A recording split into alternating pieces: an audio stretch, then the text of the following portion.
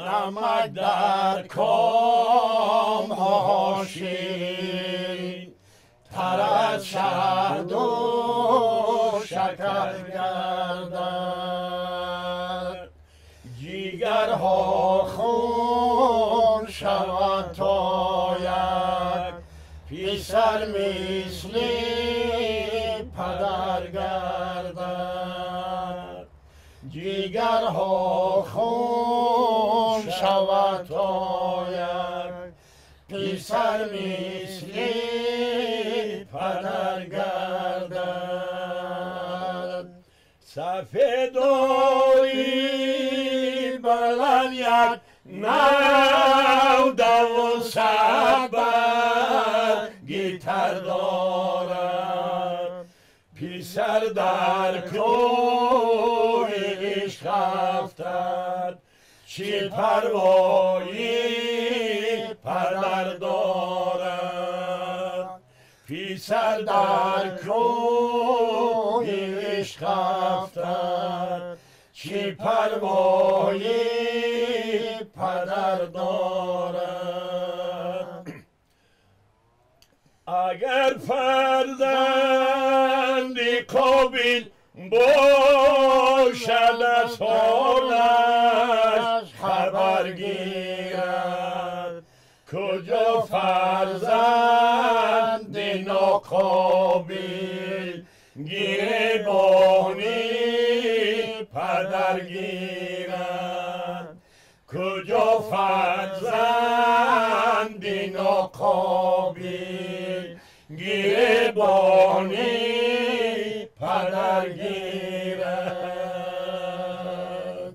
ابریشم ای ابریشم ای بیا بشین در پیشم ابریشم ای ابریشم ای بیا بشین در پیشم الا دختری خیشم ما قربانی تو میشم الا دختری خیشم ما قربانی تو میشم جانان دلم افگار است چشمم بره چار است جانان دلم افگار است چشمم بره چار است بروی تو در دنیا گل در نظرم خار است بروی تو در دنیا گل در نظرم خار است های ابریشم ای ابریشم ای بیا بشین در پیشم ابریشم ای ابریشم ای بیا بشین در پیشم الا دختری خیشم من قربانی تو میشم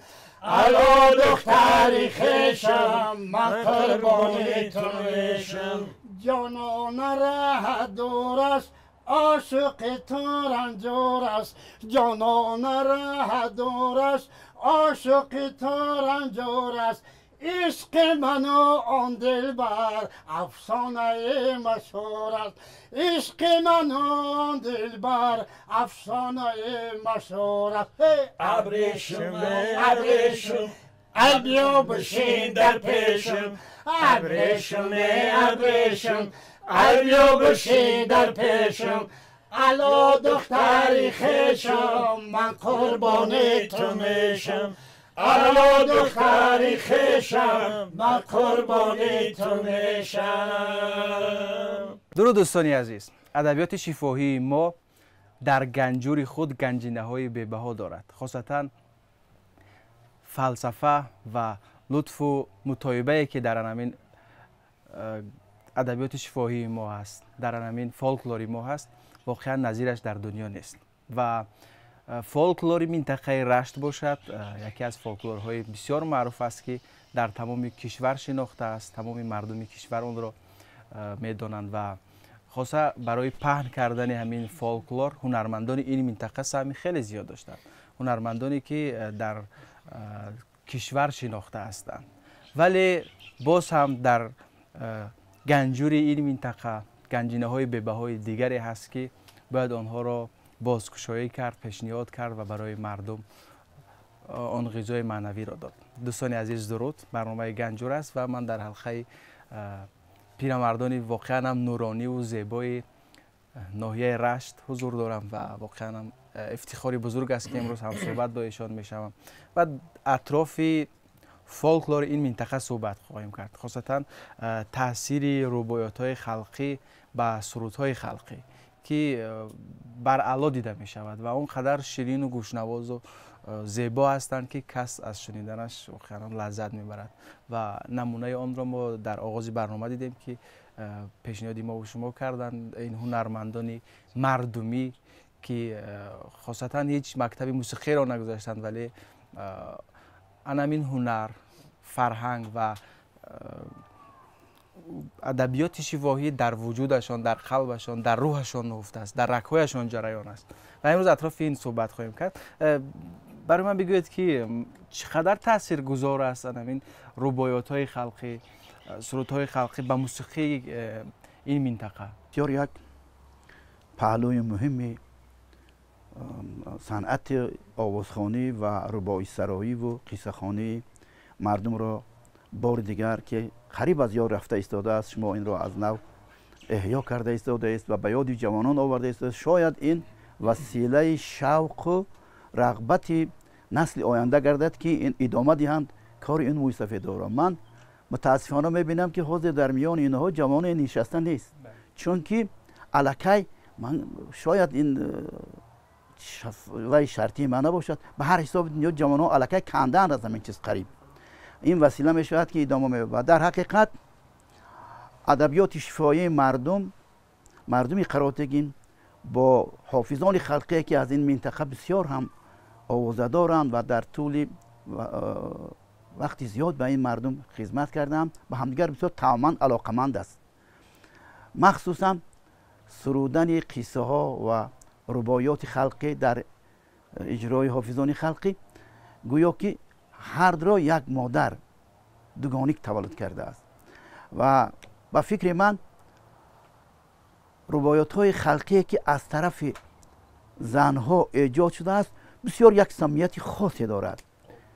مثلا با یک چیز اهمیتی به همین رباعی شینم به بلندی ها تو را یاد کنم، آیم به گذرگاهی تو فریاد کنم، فریاد کنم بر من جواب ندهی، عمرم به تماشای تو برباد کنم.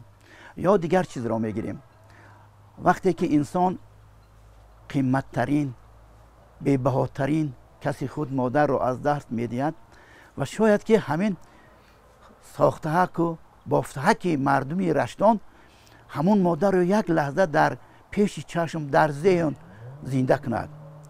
ای مادری جان لب لبی دریا شوی چی، مانندک ماه نو پیدا شوی چی، مانندک ماه نو ببینم روتا، در قبضه گلی سنجید بگیرم بوتا.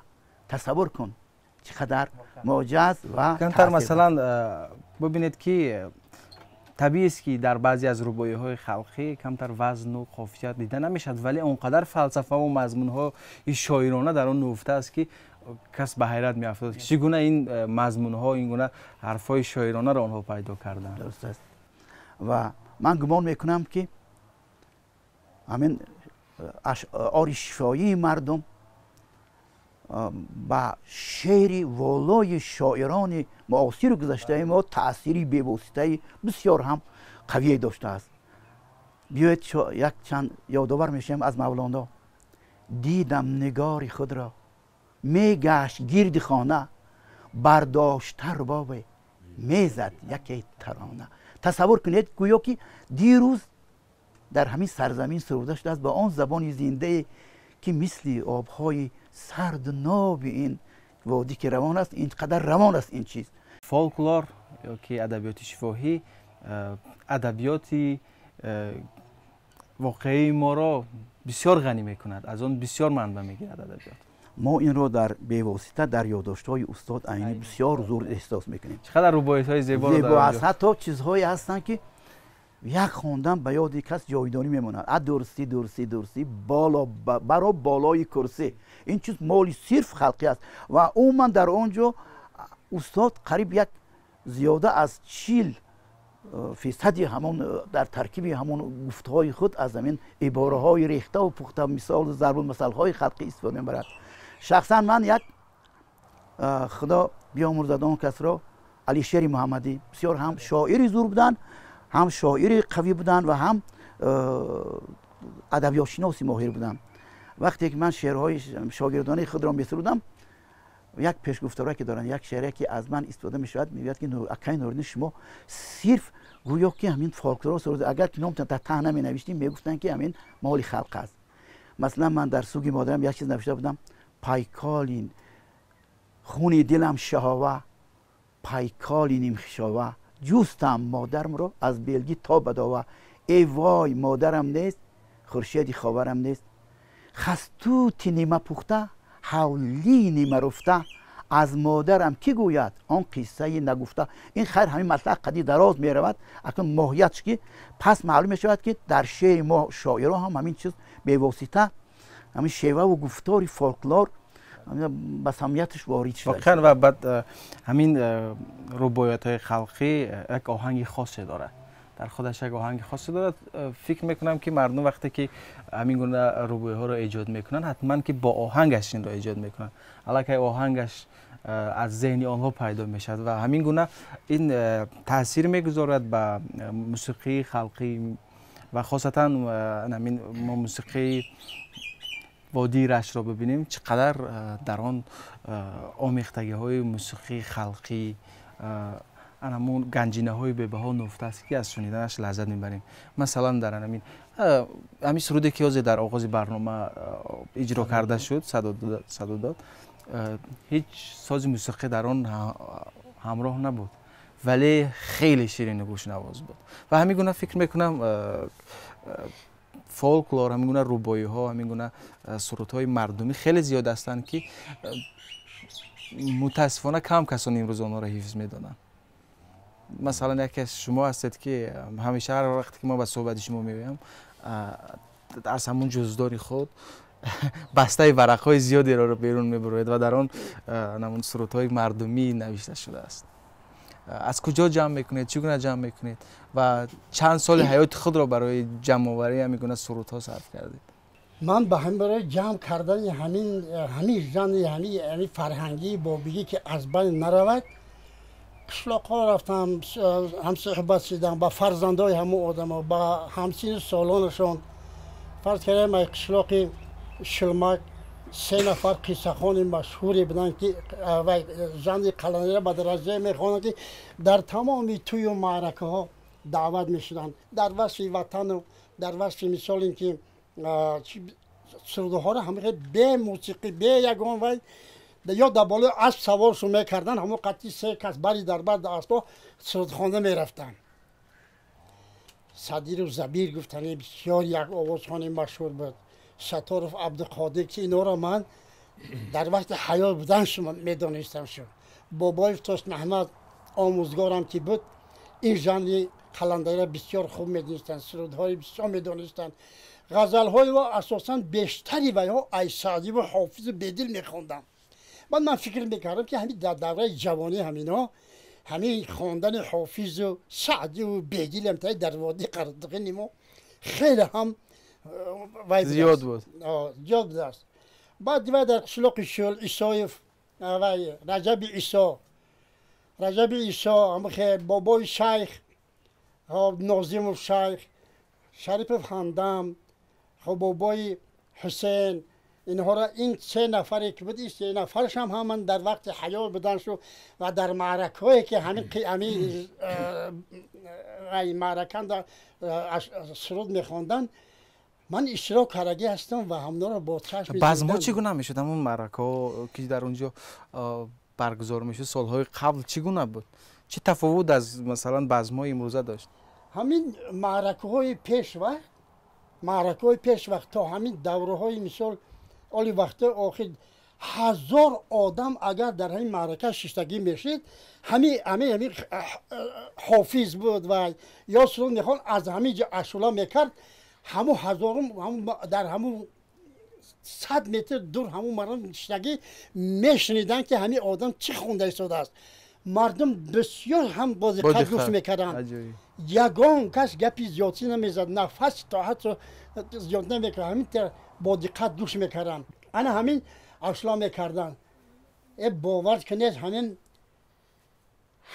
وقتی روز همین یک خان اول سر میکرد و میخوان مثال اینکه مثال همون چای مثال آورده بودم، همین مثال زینتی تبعیدی صاحب تمیزان از چای، هم او دیگر است زبیدستی حاکمان تاجداران از چای، ای تاجداران از چای. یکش پیش میخوند، دیگرها همواز میشیدن، آوازها جور میشیدن، چقدر زیبا چقدر شیرین به گوش میرسید. انا همین من جمع کردم ترجمه های حالشون، فعالیتشون، شاگرداشون یافتم، استاداشون یافتم. حاضر همین کتاب آماده شده است. من از دوره مدین بدردینوف که در حایط پیش از زمین جنبش مکتبی مخصوصی خودش داشت. حافظ بود که تمام وادی قراتگین مدین بدردین و محدین بدردینوف نام داره و مدین بدردین قطعی مشهور بود. طبیعت شاعری داشت، شعر می نویس، شعرهای و در کتابی ترانه های نوروزی سال 1960 چاپ شده بود. همجا سرودی با پرتیا و دختری پرتچینش چاپ شده با رسمی همین مدین. از وی سر کرده و مگی به حاجی عبدالعزیز دوام دهنده کار حاجی عبدالعزیز کسای جوره، دوام دهنده کار کسای جوره ابراهیم کابلی، استاد ظفر ناظم، همین تمامگی به حافظای خلقی قطعی همشه در حجم 28 نفر جمع کرده، همشه تیار کردن. در دست یک استاد دارم دلاور میرزا دادن که همین به یک چی بدرار شو رسمای همین رو چقدر زحمت کشیدم. گفتم که همین کتاب درد من همین است که چاپ شود، همین مردمی رشت همین یک شده ببینن که ما چقدر فرهنگی بای و غنی داشتیم، چقدر شخصیت های بزرگ این وادی قراتگین تاخدی در آسیای مرکزی نام نشان آنها پرچند. استاد ظفر ناظم در خود غرب شرق در آبروی کلان داشت. اکا شریف جوره امروز باید که جوانان به همین فرهنگ یک رو آورده، همین عنعنه بای نیاگان خودمان که در ما قسمت ماندگی است ای ما بگیرن همین دوام بتیم با تکمیل بتیم. در یادتان چی ها هست؟ میشتوید که یکی از همون سرودهایی که شما واقعا خیلی زیاد است، همون گنجوری شما پر از سرودهای مردمی است. از مدین بدردین، از اون نفرانی که مکتب داشتن در اون. آی در کوسار می چشمای مستی یار، پنجره کاکل یار می نغمه بلبل های. آی من خواب بودم تی چناری پرگل، آهای در کوسار می چشمای مستی یار. آی بیدار شدم که ناله دارد بلبل، آهای در کوسار می چشمای مستی یار. آی گفتم بلبل چی ناله داری در دل، آهای در کوسار چشمای مستی یار. مدین بدردین دیگر سروده که وقتی که میخون آلی بسیار بعد محمد سعیدی حصاری و دیگرها خوندن. من در بخش انت ششتگیم، اگر چنده که 7 ساله یا 8 سال یا 9 سال عمر داشتم، 3 تا 5 سال داشت. ای محبی خاندانی مصطفی یا مجتبی، آورم یاد از رسالات علی دی مرتضی. ناگهان از در مسجد ده شد درون، رو با مثل دو تاریک سرچ و تپه در هوا. من حاضی و آواز و چیزم نیست، انا برای همین نمیتونم چیزا. بله در دلتون هست؟ اینه که هم در دلم هست.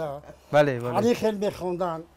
این سرودی دیگر چیزاش مثال مدین مجنون نامه ها در سهوی برد. به مجنون چنین گفت روز پدر ایا ای جگر بند نوری بسر یک پند پیرانم گوش کن یک پند پیرانم گوش کن ز سودای لیلی فراموش کن ز سودای لیلی فراموش کن. انا ایران میخون با میگو روزی که کرد مجنون جان را فدای لیلی روزی که کرد مجنون جان را فدای لیلی دامان دشت تر شد از گریه های لیلی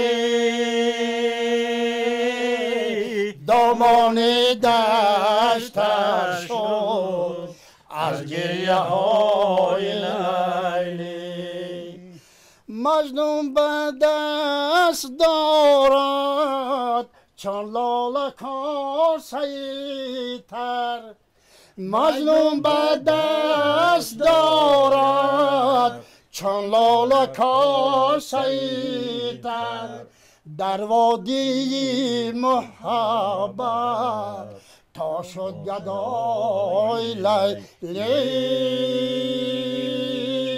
در وادی محبت تا شد گدای لیلی با فرد میرفت های سیبال رزانه برگشت نریزد پختگیش ریزد خامش نریزد ای سیبال رزانه برگشت نریزد پختگیش ریزد خامش نریزد جانان بهار شد از تو کلمه آیه سیبال رزانه برگشت نریزد پختگیش ریزد خامش نریزد وقتی گلی خار شد دست کلمه آیه زیبل ارزانه برگشت نریزد پختگیش ریزد خامش نریزد. اینا چطور بودیم بداریم اینا در اساسی فولکلوری مردمی اینا همش در اساسی روی کار اومدن. حالا میگم اینکه آهنگ فلانی آهنگ فلانی توغری گپ معقولی که همه این سرود آهنگ خلقی دارد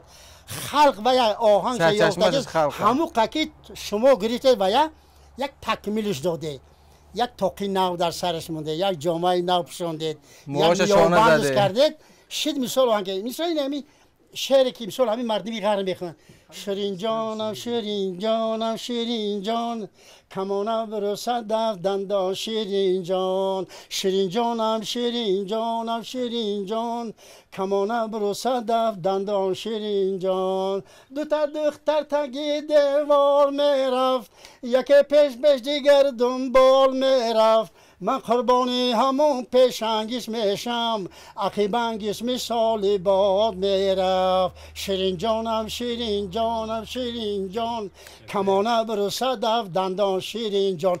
انا که لباس اینا پوشوندن با قولی ناصر خستوی قبادیانی میگرم که غزل با ماندی عروسی هست که او آرایش وی رو با رامشگر وابستگی دارد. بله رامشگر تا چند روزه آرایش همین شیرین جان اگری استاد ظفر نازی سحرنا سحرنا سحرنا دل عاشق ندارد طاقت اینا. ببین آهنگ چقدر جذاب بلزم یارو آدما شیرین جانم شیرین جانم شیرین جان سحرنا سحرنا سحرنا. بله انا ای بزرگی دانشمندی همون رامشگر نشان میده که گریفت تونست یک چیزی با نوی زیبای خیلی دیگه برای بله واقعا هم دوستان عزیز همین پیرمردانی که من با آنها نشستم همین پیرمردانی جوان یک گروه خاصی هستند در ناحیه رشت و سری چند وقت سرجم میشوند و همین گونه سرودها را تمرین میکنن جستجو میکنن و دوم بار است که من با این پیرمردان جوان هم صحبت میشم. واقعا هم اونقدر زنده دل هستن اونقدر از همین ادبیات شفاهی مردم منبع گرفتن که واقعا کس از صحبتشون سیر نمیشود. میخواستم کمی درباره همین گروه باز برای بیننده ما معلومات دهید. جهان سپاس. یک سخن بسیار مشهور است که میگن مشک آن باشد که خود باید نه که عطار بوی او گوید. همون سخنها و همون تفکر و همون هنرهایی که از در اینجا سروده شدن یا نکته هایی که گفته شدن خودش جوابگوی اون است که طبیعتا مردم کوهستان شاعر هستند، طبیعتا پرذوق هستند. تاثیر این باد و هوا و آب و خاک در رگ رگ و در پیوند این مردم جایگیر است. بیشتری مردمی که بسیار مشهورند در بخش آوازخوانی یا شعر ایجاد کردن یگان مکتب کسبی نخواندن، زندگی طبیعت آرام و آسوده این مردم ذوقشون مجبور میکنه که یا سرود ایجاد کنن یا نوای ایجاد کنن یا سروده بخونن. تصمیم گرفتیم که این مکتب استادها را از جمله استاد مدین بدردین و مثلا استاد ظفر و ابراهیم کابلی و اوراد و فاضل و صدها آوازخوانی مشهور داشتیم که از بین رفتن. خوشبختانه امروز متن و سروده های اون شخصیت ها در سیمای محبت جامعه باقی مانده است. مثلا ذوقی که داره، هنری که داره، صمیمیتی که داره، ناموس و غروری که داره، با همین سین سال نگاه نکرده جمع میکنه متن و سروده ها را، آهنگایی که در دوره جوانیش شنیده بود اونا را به یاد میاره و ما اونا را در یک جایگی میخونیم، مشق میکنیم و مقصد داریم که در زیر تربیه این همین موسیقیدا جوانا عبرت بگیرن، با آموزن. چرا که خواجه عبدالعزیز تونست با اون هنری بالاش از یک کوهستان به یک وادی مشهور زرافشان رفت، و منطقه مثلا سمرقند و بخارا رفت، شاهنامه شش مقام اینقدر مشهور کرد. حالا که زیاد بودن هنرمندایی که در مثلا سمرقند و بخارا هنرمندای زیادی بودن، ولی چرا یک نفر کوهستانی؟ یعنی این تأثیری انمان محیط است، تحریری صمیمیت است. برای آدمی که به طبیعت رو میاره جنبیدن شاخ درخت که یک صدای خاصه داره با آهنگ های صدای اما پرنده ها خودش یک آهنگ بهترین است، آهنگ ناتکرار است. یا که شما به دامنکوه میرید صدای شیرشیری شرشره ها جارشیدنی مثلا دریاچه کوهی که سنگ به سنگ خرسنگ به خرسنگ میزنه جاری میشه خودش یک آهنگ بهترین است. هیچ مشکلی نداره. در اینجا صدای ماشین نیست، صدای مثلا غلاغله بیهوده نیست. برای همین بسیاری دانشمندایی که به قله بلند مراد علمی رسیدن اونا به طبیعت رو آوردن، از طبیعت آموختن. برای من باور دارم که این گروه ما شاید در سیمای آینده جوانا اون سروده ها و آهنگ هایی که ما گرد آوردیم یک دسته هنری بهترین باشه که ادامه دوام دهنده هنری این موسیقیدان نورانی باشه. مدین بدردین قصه کردیم، ما مدین بدردین نشنیدیم ولی آهنگاش شنیدیم. شما در یاد داره که وقتی که مدین بدردین زنده بود زلزله بسیار مدهش سال 49 که تمام دنیا را لرزانده بود و زیاده از شاید 22,000 انسان در این زلزله فقط در مرکز هاید زیر خاک ماند. همینجا مدین بدردین همون لحظه به خاطر همین وحشت و دهشت و غمگینی مردم و اینقدر مثلا تلفات، اینقدر یک فاجعه بزرگ، یک سرود ایجاد، یک شعر ایجاد کرده بود. من اگر خطا نکنم من آغاز میکنم ادامهش شما دوام بده. گفته بود که آبی هاید کبوتای 18,000 نابوتای ماندگیش در زاوتای زلزله شد در هاید. همین دریا داره همینه با یک آهنگ عجیب میخوام. همین اگر خواهش میکنم همون آهنگ دیاتون باشه میتونی همین چیزا مدین بخوان غزل را گلگون بکن کفن را ناله بکن وطن را زلزله در حایط ناله بکن وطن را زلزله در حایط همیره حایط نگرده ای سرودی زلزله حایط بعدی اونچه که نوشای نویس من استاد نورالدین صدردین آیدی زلزله حایط سرودش در من هسته بگی غرمی نوشتگی در من هستن سرودشو ولی در همون آهنگ نوشتگی هستم در همون آهنگ سرودش میشه و واقعا هم ببینید که همین فولکلور یک چیزی هست که بازگویی تاریخ یک دوره است. اگر ما مثلا تحقیق جدی کنیم سر یک روبایی و یک فولکلور یک زمان ما از همون مصرع ها از همون مضمون وضعی همون دوره را میفهمیم که مثلا در یک زمان چگونه وضع بود و مردم در چه حال زندگی میکردن، چون مردم بیشتر چیزهایی را میخواندن که درد دلی خودشان بود، اون چیزهایی که از سرشان گذشت، اون حادثه هایی که از سرشان گذشت همون را میخواندن. سالهای 60 بود. ما پدر ما نهایت آدمی در زندگی جدی بود، سرطلب بود. بعد همین عادتش بود که همین هر سال یک جور کنده از نو میساخت. ما میدهک بودیم کار میفرمید، سنگ بیار لای کنید دیوال کنید دیگر همین می اومدیم ساعت نزدیکی نانی چاشت، لیکن 2 متر دیگر مونده است دیوار با آخر رسیدن، تمام میکنید بعد میرید. همه چی علاج کرده تمام میکردیم، حتی بعضا دیگر دویده آمده به خانه در آمده نمیتونستیم، لیکن همه آمدیم و بعد ساعت 2 رادیو بود. رادیو خودش این میقدر حجمش، بطریاش 3 تا داشت این قدری. بعد اینجا و چیزاش به زیر میکردید و بعد رادیوی میموندید. همین که میموندیم کنسرتی چارواداران بود، گوش میکردیم. سرودهای اکا شریف جرایف، سرودهای استاد ظفر همین میشنیدیم. شخصا من میشنیدم،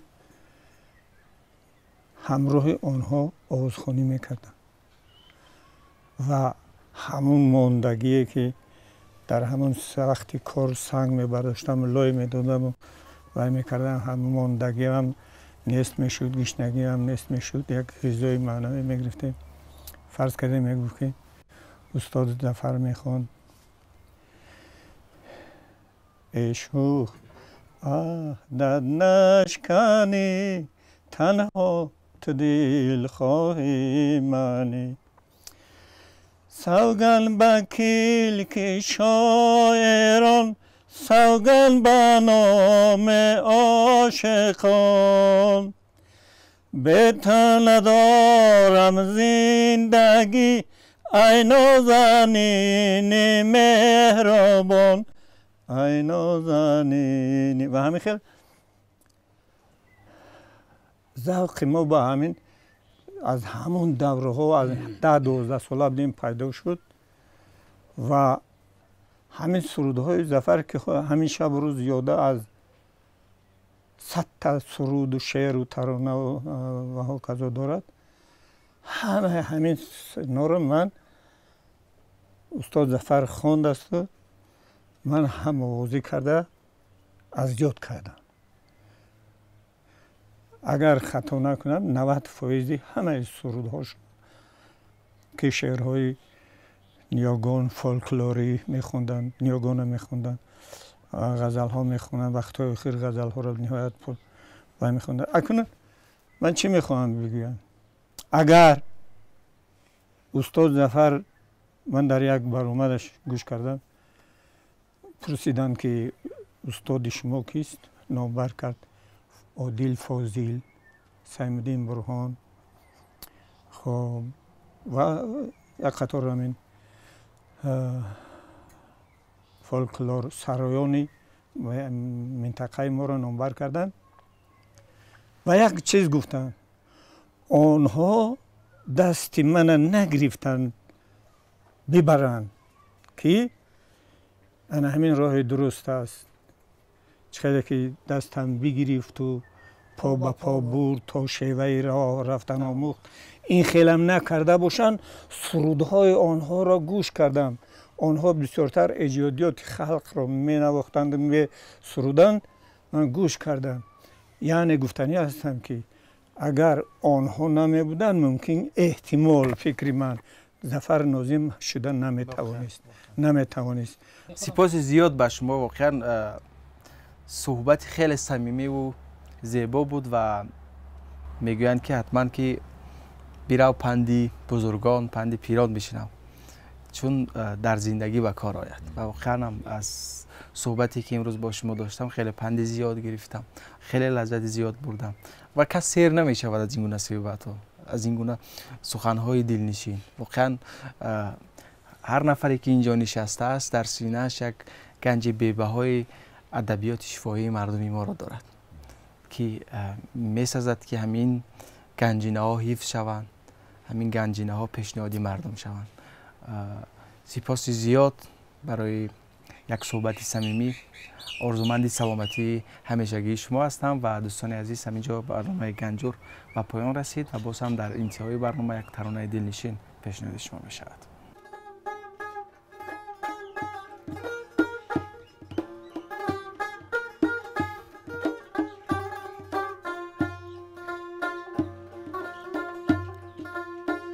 سبز خورم شهری من، شهری عجب فرزان است، مهر و یادش در دلم جور جاویدان است.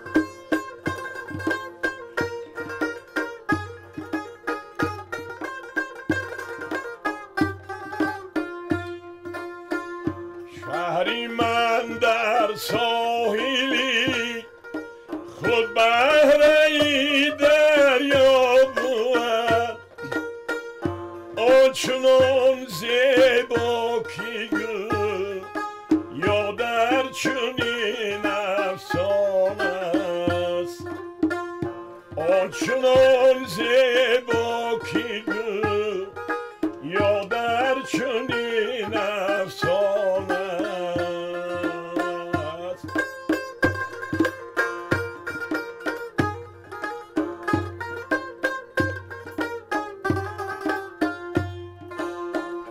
گر تو آیی یک درو ز در آن مهمان شوی، از رسوم و عادتی خلقش بس شادان شوی، چون روان گردی پی کارت به ملکی خویش باز، لیک از آن پس شهری من را گه پزمان شوی، لیک از آن پس شهری من را گه پزمان شوی. سبز خورم شهری من، شهری عجب فرزان است، مهر و یادش در دلم جور جاویدان است، مهر و یادش در